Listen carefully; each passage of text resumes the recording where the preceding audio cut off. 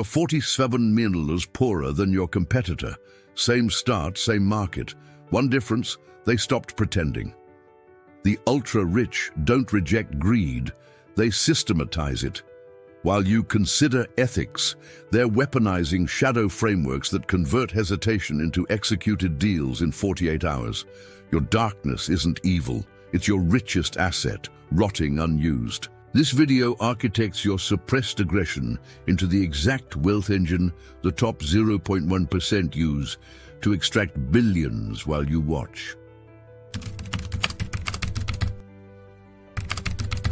Here's what you refuse to admit. Your competitor isn't smarter.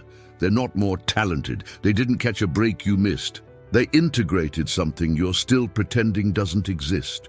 While you second-guess your pricing strategy, while you soften your negotiation position to be liked, while you let guilt slow your capital allocation decisions, they're building wealth architectures on the exact psychological substrate you've been trained to suppress: your shadow. That collection of ruthless impulses, aggressive instincts, and dark calculations you've been conditioned to exile from your conscious business strategy. The ultra-wealthy don't have less shadow than you. They have organized shadow, disciplined shadow, shadow that's been converted from a liability into the most profitable asset class in their psychological portfolio. And every day you spend moralizing about aggression in business is a day they spend compounding returns on the very drives you're ashamed to acknowledge. This isn't about becoming unethical.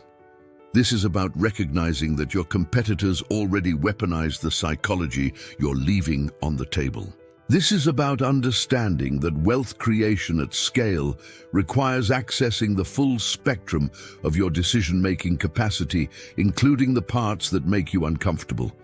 This is about realizing that your income ceiling isn't determined by your market or your product. It's determined by how much of your own psychological power you're willing to systematically deploy.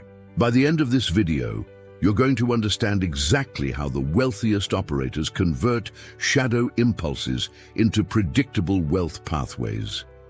You're going to see the specific frameworks they use to transform hesitation into executed deals, moral hand-wringing into decisive capital allocation, and people-pleasing into value-extracting negotiation.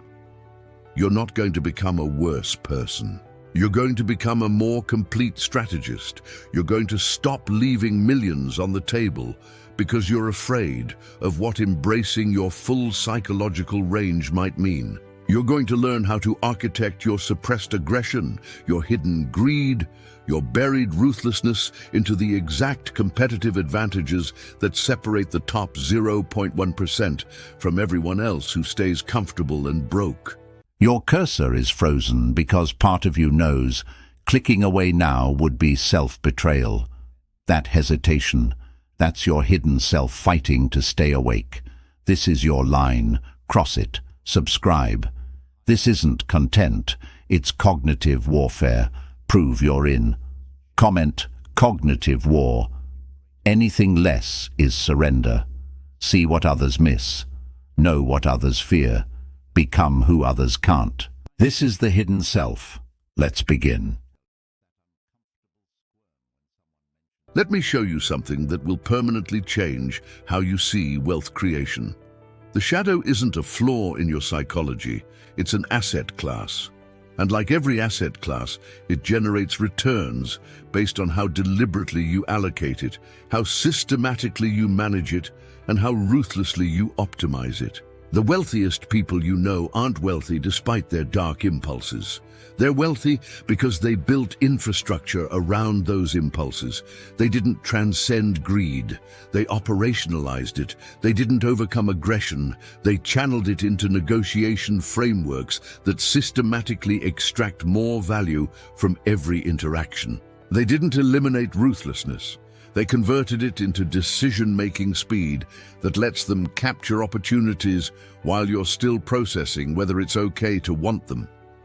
Your shadow contains everything you've been told is unprofessional, unseemly, or morally questionable in business, your desire to dominate your market, your impulse to take disproportionate value in a deal, your instinct to exploit information asymmetries, your hunger to win at someone else's expense, your willingness to make decisions that benefit you even when they disadvantage others.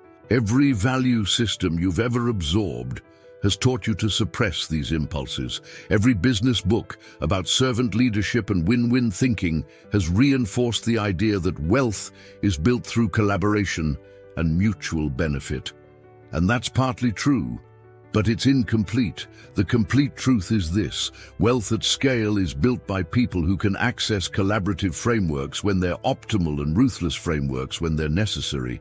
And you can't access ruthless frameworks if you've exiled ruthlessness from your psychological operating system. Look at your last major negotiation. Did you anchor high enough? Did you hold your position when you felt internal pressure to compromise? Did you walk away when the terms didn't serve you?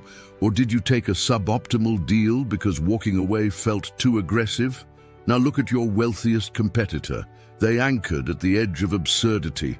They held position until the other party broke. They walked away 17 times until the terms matched their requirements. Not because they're sociopaths, because they have integrated access to their shadow's negotiation instincts. They can feel the impulse to dominate a deal, and instead of suppressing it, they translate it into strategic behavior. You feel the same impulse and spend psychological energy pushing it down, which means by the time you execute, you're operating on half your available psychological horsepower. Here's what you need to understand. Your shadow impulses are data. They're strategic intelligence from the most primitive, survival-oriented parts of your brain. When you feel the urge to take more in a deal, that's not greed malfunction. That's your psyche's assessment that more is available and you have leverage to extract it. When you feel the instinct to move faster than feels comfortable, that's not reckless impulse. That's your unconscious pattern recognition telling you the window is closing and delay has costs. When you feel the desire to position yourself above a peer, that's not toxic ego. That's your brain's hierarchical awareness, identifying a status opportunity that converts to influence and resource access. The wealthy don't ignore these signals. They don't suppress them. They built decision frameworks that let them act on them in systematized, legally defensible, strategically optimized ways. Every billion-dollar wealth story you admire is built on integrated shadow architecture. Every private equity operator who consistently outperforms their peers has found a way to weaponize their aggression into deal structures that extract maximum value. Every venture capitalist with elite returns has systematized their greed into portfolio construction that prioritizes asymmetric upside over feel-good founder relationships. Every executive who commands top percentile compensation has architected their ruthlessness into negotiation protocols that ensure they capture their full market value. They're not monsters, they're complete. They have access to the full range of human strategic capability, including the parts you've been conditioned to believe are off limits. Let's get specific about what your moral hesitation is costing you, not in abstract terms, in actual wealth, in real competitive positioning, in measurable opportunity costs that you can calculate down to the dollar if you're honest about it. Every time you suppress a shadow impulse in a business context, you're not just being ethical, you're making a trade. You're trading potential returns for psychological comfort. And that trade has a price. You're in a deal negotiation. The other party is valuing your business at 12 meters. You feel the impulse to counter at 18 meters. It feels absurd. It feels greedy. It feels like it might damage the relationship. So you counter at 14 meton, which feels reasonable, justified, defensible. That impulse you suppressed? That was your shadow telling you that 18 meters is within the range of possibility, and anchoring high increases your expected outcome even if you settle lower. Your competitor in the same situation counters at 19 neat dollars. They settle at 15.5 mars. You settle at 13.2 mars. The difference is 2.3 mars. Not because they're better negotiators in some skill-based sense, because they didn't spend psychological energy suppressing the impulse to ask for more. They felt it and they acted on it. Your shadow suppression just cost you 2.3s in a single transaction. You're deciding whether to enter a market where a competitor is struggling. You see the opportunity, you have the capital, you have the operational capacity. But entering feels predatory. It feels like you're exploiting their weakness. So you wait. You tell yourself you're being strategic, that you need more data, that the timing isn't quite right. 6 months later, your competitor has stabilized or sold to someone who didn't hesitate. The market entry window has closed. Your shadow saw prey, and you ignored it because predation feels morally complicated. Your competitor saw the same opportunity and moved in 48 hours. The wealth transfer that could have accrued to you is now accruing to them. Your shadow suppression just cost you a market position worth 7 figures in annual revenue. You're in a board meeting discussing executive compensation. You've been performing at the top of your range. You know your market value has increased. You feel the impulse to explicitly advocate for a significant raise, to lay out the data, to make it uncomfortable for them to say no. But that feels aggressive. It feels like you're being difficult. It feels like it might create tension with people you need to work with. So you hint at it. You mention it casually. You hope they'll recognize your value and offer it proactively. They don't. You get a 4% increase. Your peer who made them uncomfortable, who explicitly advocated, who didn't care about the tension, got 22%. The difference in lifetime earnings, compounded over a decade, is over 3 nadlers. Your shadow suppression just permanently reduced your wealth trajectory. This is what you don't want to see. Every act of shadow suppression in a business context is a wealth transfer. You're transferring potential returns from yourself to whoever is willing to access the psychological capacity you're leaving dormant. You think you're being ethical. You're actually being economically irrational. Because the system doesn't reward your restraint, it rewards your competitor's integration. The market doesn't see your moral sophistication. It sees your hesitation and interprets it as weakness, which means you get less favorable terms, lower valuations, slower growth, and diminished positioning. Your wealthiest competitors are not less ethical than you. They're more psychologically complete than you. They have access to the same moral frameworks you have. They can collaborate when collaboration is optimal. They can build genuine relationships when relationships create value, but they also have access to ruthless frameworks. They can compete when competition is necessary.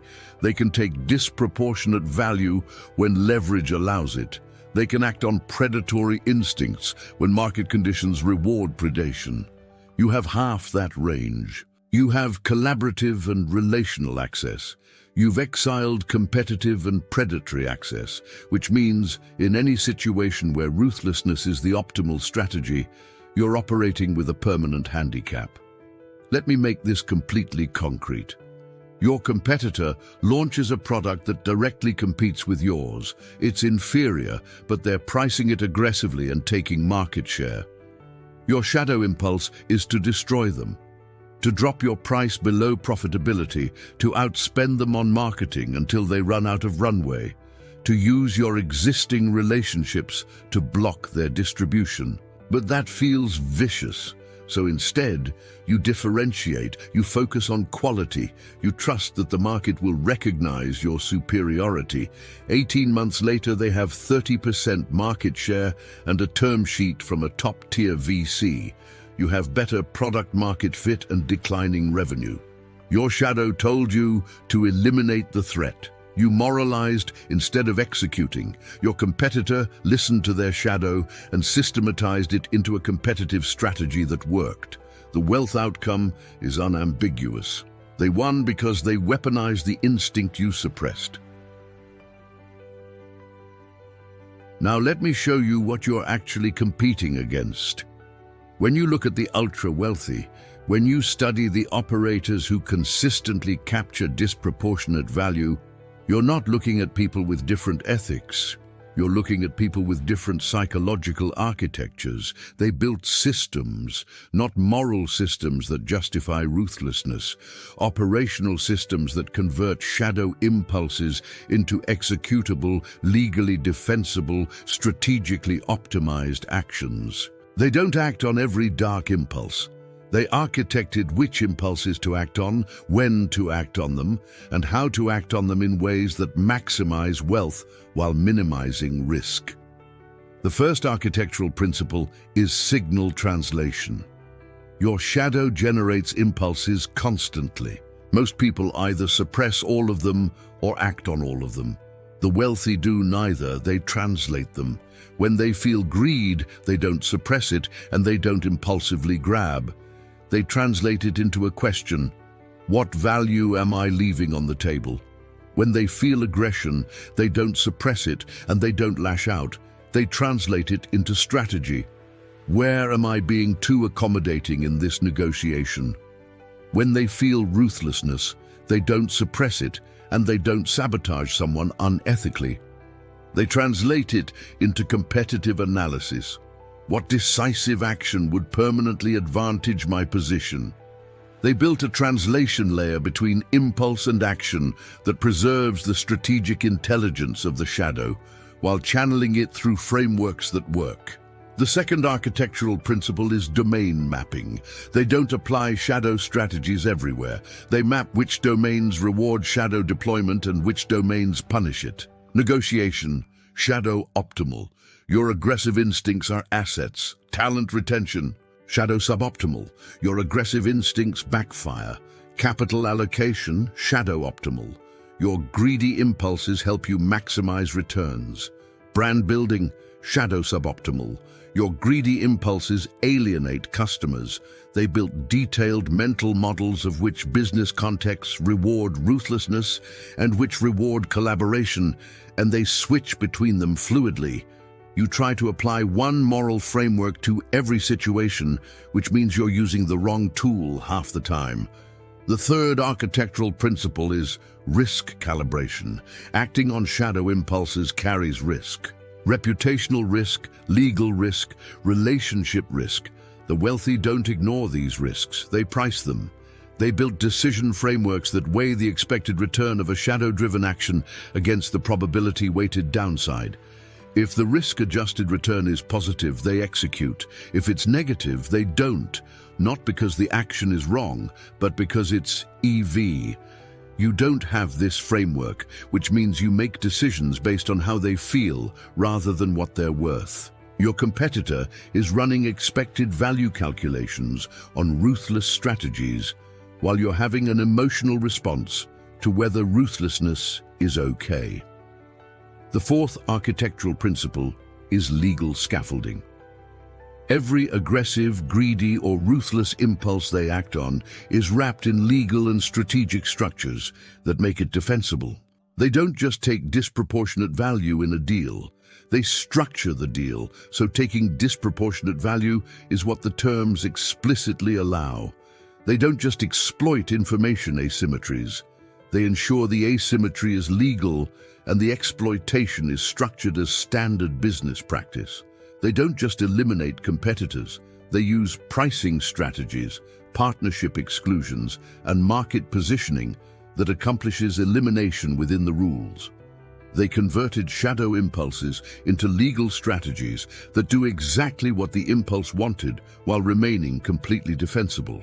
You feel the same impulses and don't act because you haven't built the scaffolding that makes action safe.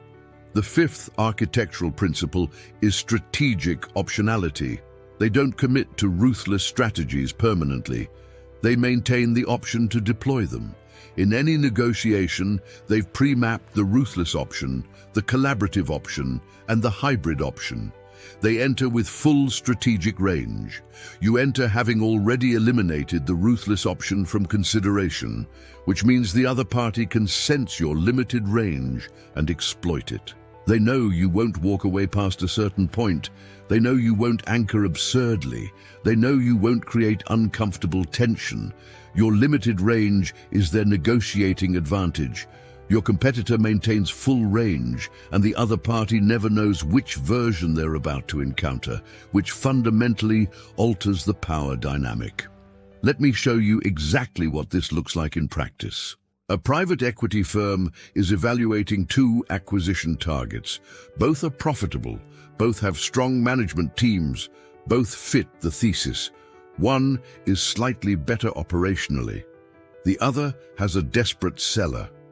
Their shadow impulse is to exploit the desperation, to lowball the desperate seller and capture more equity for less capital. That's the predatory instinct. Most operators suppress it because it feels like taking advantage. Elite operators translate it. They ask, what is the risk-adjusted expected return of a lowball offer versus a fair offer? They calculate lowball offer has 40% acceptance probability at 5x potential return. Fair offer has 85% acceptance probability at 3x potential return. Expected value of lowball, 2.0x. Expected value of fair, 2.555x.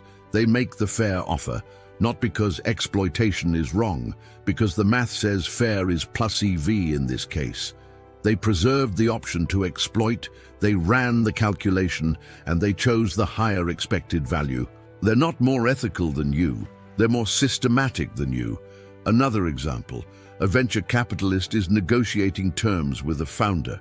The founder is exceptional but inexperienced in finance. The VC's shadow impulse is to structure terms that heavily favor the fund, to load the cap table with preferences and ratchets that will disproportionately benefit them in any exit. That's the greedy instinct. Most investors suppress it because it feels like taking advantage of inexperience. Elite investors translate it. They ask, what is the long-term reputational cost versus the short-term financial gain? They calculate, aggressive terms might net an additional $8 on exit, but will permanently damage founder relationships and referral quality, costing them access to future A+ deals worth 50 metrics plus in aggregate expected value. They offer founder-friendly terms, not because greed is bad, because the long-term math makes greed EV in this context. They're not kinder than you. They're better at intertemporal optimization than you. Final example.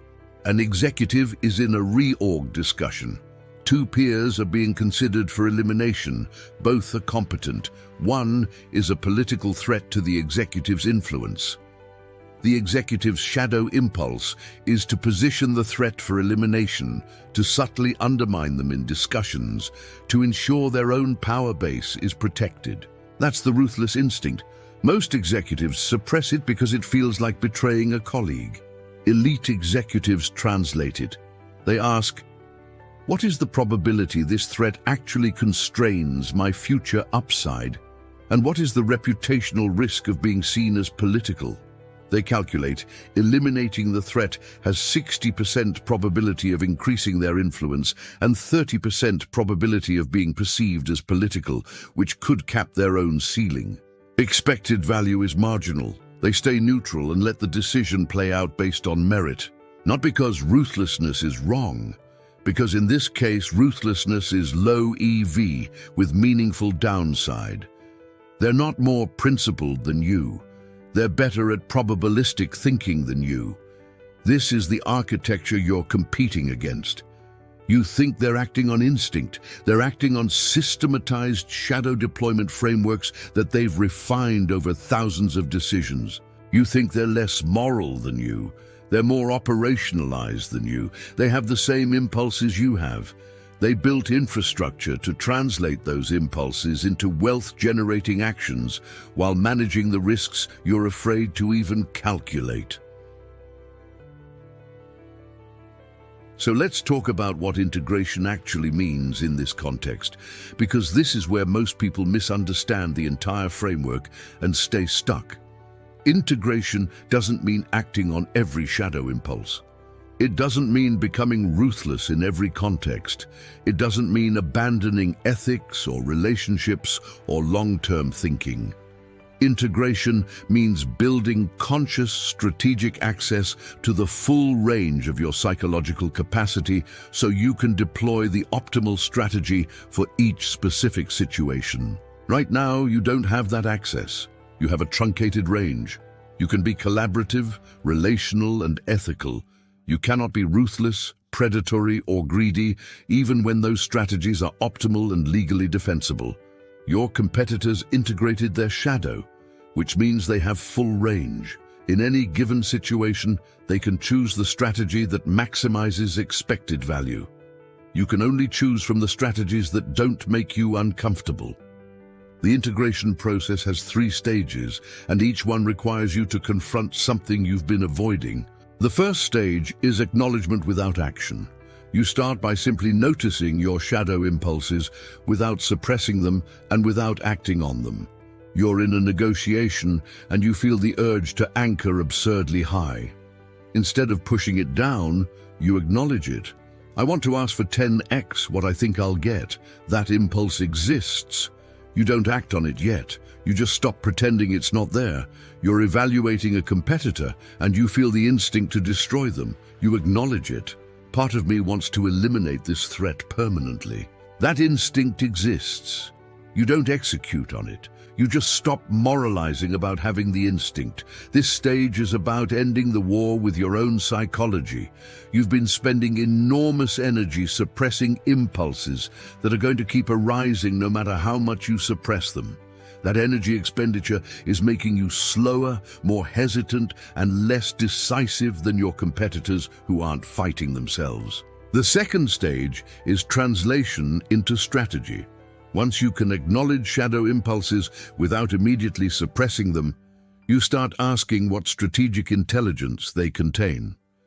Your impulse to anchor high in a negotiation isn't just greed. It's your intuition that you have more leverage than you're consciously aware of. Your impulse to eliminate a competitor isn't just aggression. It's your pattern recognition, identifying a genuine strategic threat that requires decisive action. Your impulse to take disproportionate value in a deal isn't just selfishness.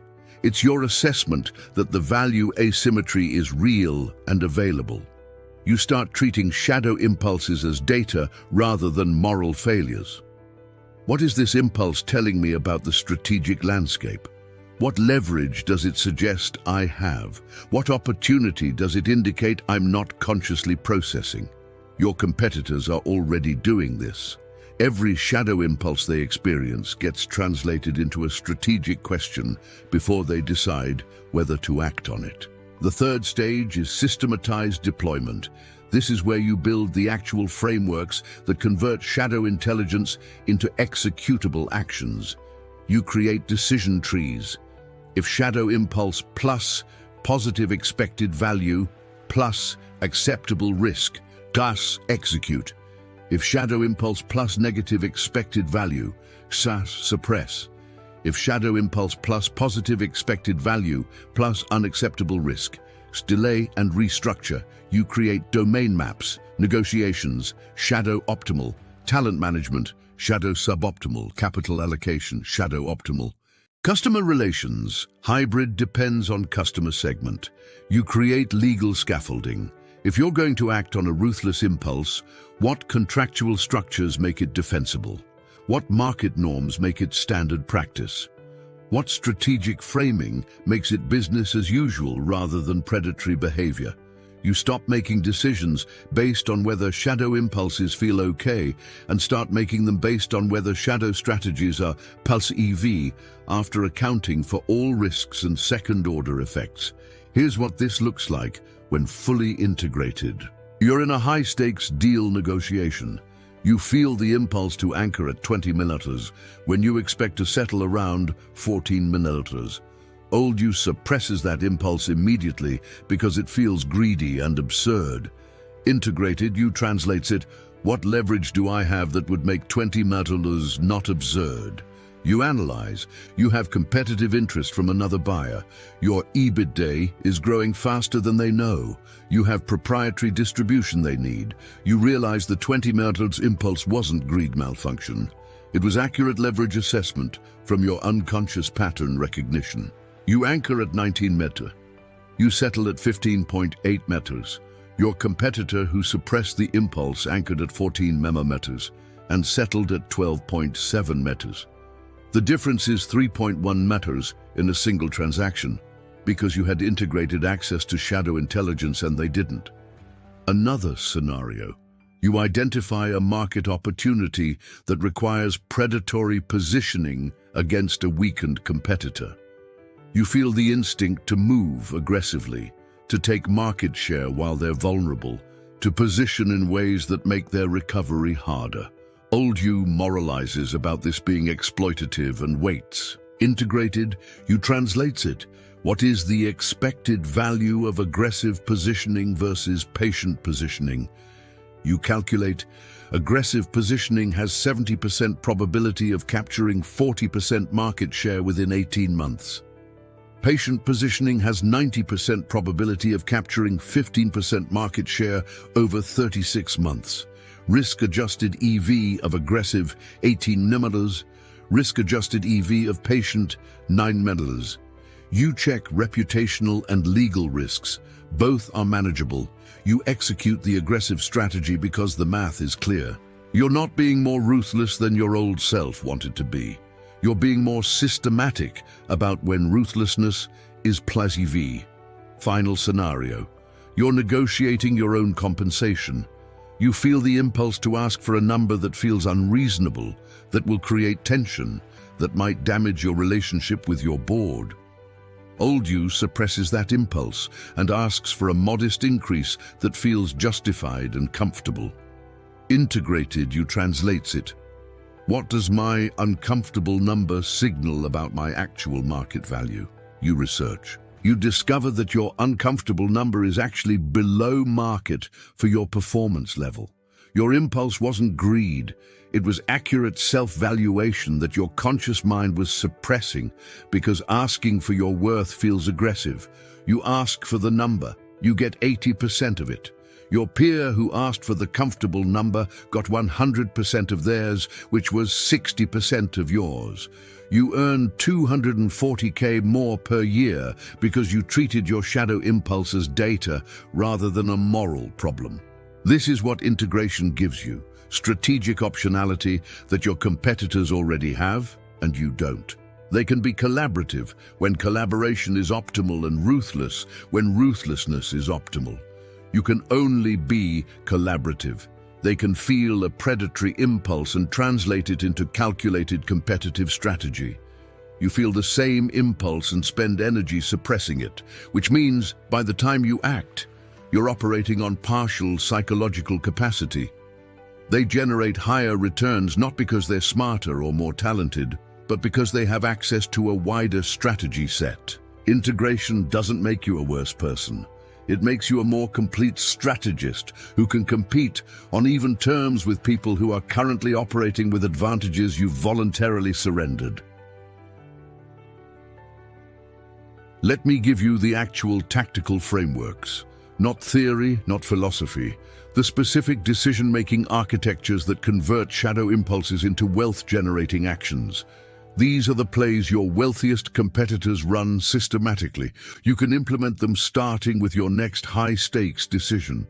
Framework 1, the aggression audit. Every negotiation, every deal, every major decision, you're going to ask 3 questions before you suppress any aggressive impulse. Question 1. What is my aggressive instinct telling me to do? Name it specifically. Anchor 50% higher than feels comfortable. Walk away unless they meet your core terms. Position your competitor as inferior in your pitch. Question 2. What leverage does this instinct assume I have? Your aggression isn't random. It's based on unconscious assessment of power dynamics. What power does it think you have? Question 3. Is that leverage real? Verify. If the leverage is real, the aggressive strategy is probably optimal. If the leverage is imagined, the aggressive strategy is probably EV. This three-question framework prevents you from both suppressing optimal aggression and acting on delusional aggression. Your competitor already does this intuitively. You're going to do it systematically until it becomes intuitive. Framework 2, the greed translation. Every time you feel the impulse to take more value than feels fair, you're going to translate it into expected value math.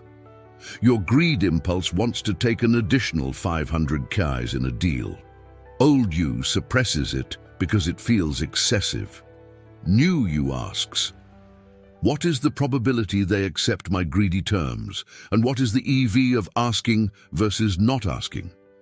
If they have 30% probability of accepting the greedy terms and 90% probability of accepting the fair terms, you calculate EV of greedy ask is 150K plus baseline deal value.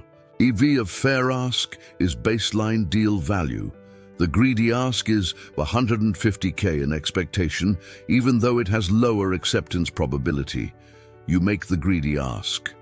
Not because greed is good, because the math is clear. You can feel guilty about being greedy, or you can run the numbers and make optimal decisions. Your competitors chose the second option years ago. Framework 3, the ruthlessness filter. You're going to stop asking, is this too ruthless? And start asking, is this play EV after accounting for all second-order effects? Your impulse is to structure a deal that heavily favors you at your partner's expense. The ruthlessness question is moral and paralyzing. The EV question is analytical and actionable. Does the ruthless structure generate enough additional value to outweigh the reputational cost, the relationship damage, the reduced probability of future collaboration, and the risk of retaliation? Run the actual calculation with real numbers. If the answer is yes, execute the ruthless structure. If the answer is no, choose the collaborative structure. You're not becoming less ethical. You're becoming more quantitative about ethics, which is what everyone operating at scale already does, whether they admit it or not. Framework 4, the domain switch.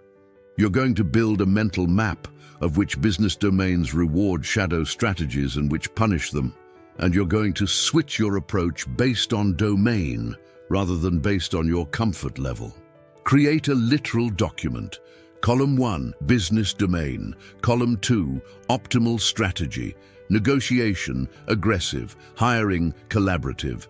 Capital allocation, ruthless. Team building, relational. Competitive positioning, predatory. Customer service, generous. Board relations, political. Product development, creative. Every time you enter a new domain, you consult your map and deploy the strategy that the domain rewards, not the strategy that feels comfortable. Your competitor doesn't have one personality. They have domain-specific strategic personas, and they switch between them based on what generates optimal outcomes. Framework 5, the shadow board. You're going to create an internal advisory board of shadow perspectives that you consult before major decisions. When you're about to make a choice, you hear from greed. How do I extract maximum value here? You hear from aggression. How do I dominate this situation? You hear from ruthlessness. How do I eliminate obstacles to my goals? You hear from fear. What am I not seeing? You hear from ethics. What are the long-term consequences? Then you make your decision based on synthesizing all perspectives, not just the comfortable ones. Your competitors don't suppress shadow perspectives. They institutionalize them as formal inputs to their decision-making process. You're going to do the same. Framework 6, the predation protocol. When you identify a competitor vulnerability or market opportunity that triggers your predatory instincts, you're going to run a specific decision tree instead of immediately suppressing the instinct or recklessly acting on it. Step 1.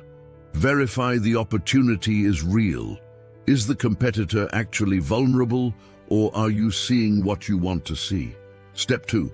Calculate expected value. What is the probabilistic return of predatory positioning versus patient positioning? Step 3. Assess reputational risk. What is the probability this damages your brand or relationships in ways that matter? Step 4. Check legal exposure. Is the predatory strategy defensible? Step 5. Execute if EV is positive and risks are manageable. Your predatory instincts aren't moral failures. They're opportunity recognition systems. Your competitors built protocols to act on them safely and profitably. You're about to do the same. Framework 7, the leverage maximizer. Every interaction where you're creating or negotiating value, you're going to ask, what does maximum leverage look like here, and what's preventing me from claiming it? Not what feels comfortable, not what seems fair. What does maximum leverage actually look like? You're selling a company. Maximum leverage is multiple competing offers with time pressure. What's preventing that? You haven't created a competitive process. You fix that. You're negotiating compensation. Maximum leverage is another offer in hand. What's preventing that? You haven't tested the market. You fix that. You're raising capital. Maximum leverage is oversubscribed round with terms competition. What's preventing that? You haven't built enough investor pipeline. You fix that. Your competitors don't accept the leverage they're given. They engineer the leverage they need. This framework makes you an active architect of your power position rather than a passive participant in negotiations you hope go well. These 7 frameworks are the tactical translation layer between shadow impulses and wealth-generating actions. They're how you convert "I want more" into "I want more." And here's the EV maximizing strategy to get it. They're how you convert "I want to win" into "I want to win." And here's the domain-specific approach that makes winning probable. They're how you convert "I want to eliminate that threat" into "I want to eliminate that threat." And here's the risk-adjusted protocol for doing it legally and profitably. You implement these frameworks, and you stop competing with one hand tied behind your back. You stop voluntarily surrendering strategic range that your wealthiest competitors never surrendered. You stop leaving millions on the table because you haven't built the infrastructure to convert your full psychological capacity into systematic wealth creation. You now have something you didn't have 20 minutes ago. You have the architecture. You understand that your shadow isn't a moral failure. It's an asset class that's been generating zero return because you haven't allocated it strategically. You understand that your wealthiest competitors aren't more talented or luckier. They're more psychologically complete. They integrated the dark impulses you're still suppressing, not by becoming unethical, but by building systematic frameworks that translate those impulses into legal, defensible, wealth-generating strategies. You understand that every day you spend moralizing about whether aggression or greed or ruthlessness is okay is a day they spend compounding returns on the exact psychological capacity you're leaving dormant. The question now isn't whether you understand it. The question is whether you're going to implement it, because understanding changes nothing. You can watch this video, recognize every pattern I described, see yourself in every example of shadow suppression costing you money, and then do absolutely nothing different. You can go into your next negotiation and still suppress the impulse to anchor high because it feels uncomfortable. You can see your next competitor vulnerability and still wait instead of moving aggressively because predation feels morally complicated. You can face your next compensation discussion and still ask for the comfortable number instead of your actual market value because creating tension feels risky. You can have complete intellectual understanding of shadow integration and zero behavioral change, which means zero wealth impact. Your competitor isn't going to do that. They're going to take every framework I just gave you and implement it tomorrow. They're going to run the aggression audit in their next deal. They're going to use the greed translation in their next pricing decision. They're going to deploy the predation protocol on the next market opportunity. And the wealth gap between you is going to widen. Let me be absolutely clear about what's at stake in the decision you're about to make. If you implement shadow integration frameworks, your expected wealth trajectory changes. Not by 10%, by multiples. Because you're no longer voluntarily handicapping yourself in every high-stakes situation. You're no longer leaving value on the table in every negotiation because you're afraid of your own aggression. You're no longer missing market opportunities because you're suppressing your predatory instincts. You're no longer under-earning relative to your market value because asking for what you're worth feels too ruthless. You gain strategic optionality. You can be collaborative when collaboration is play V and ruthless when ruthlessness is play V. Your competitors have had that optionality for years. The moment you gain it, you start competing on even terms. If you don't implement shadow integration frameworks, nothing changes. You continue operating on partial psychological capacity while competing against people operating on full capacity. You continue suppressing impulses that contain strategic intelligence. You continue making decisions based on what feels comfortable rather than what's optimal. You continue watching your competitors capture opportunities faster, negotiate better outcomes, and compound wealth at rates you can't match. And the most painful part is, you'll keep telling yourself it's because they're more aggressive or less ethical or willing to compromise their values. It's not. They just built infrastructure around the same dark impulses you have, and you're still pretending don't exist. Here's what you're going to do right now if you're serious about this. You're going to take the next high-stakes decision you face. Any decision involving negotiation, competition, or value capture, and you're going to run it through the frameworks I just gave you before you act. You're going to do the aggression audit. You're going to notice your aggressive instinct, identify what leverage it assumes, and verify whether that leverage is real. You're going to use the greed translation. You're going to feel the impulse to take more value, and instead of suppressing it, you're going to calculate the expected value of asking versus not asking. You're going to apply the ruthlessness filter. You're going to stop asking if a strategy is too ruthless and start asking if it's plus EV after accounting for all second-order effects. One decision, one framework. One time where you act on integrated shadow instead of suppressed shadow. That's the empirical test. You'll know immediately whether this works because you'll see the outcome difference. Then you're going to do it again, and again, and again, until translation becomes automatic.